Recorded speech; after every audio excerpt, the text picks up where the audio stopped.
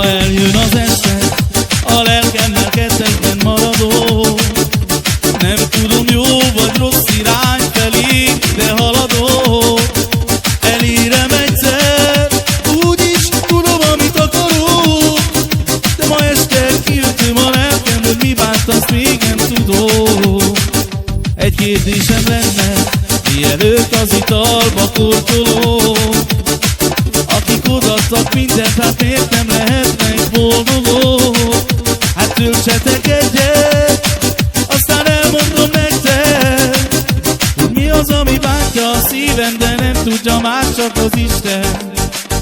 Na gyere testvér, érezd jól magad, ne törődj semmivel, csak fogd meg a poharadat. Akkor is itt leszünk, újra lemegy a nap. Gyere testvér, fogd meg az italodat, ma éjjel táncol fenn a hó. Ez az este nem hiszem, csak is nagyon jó.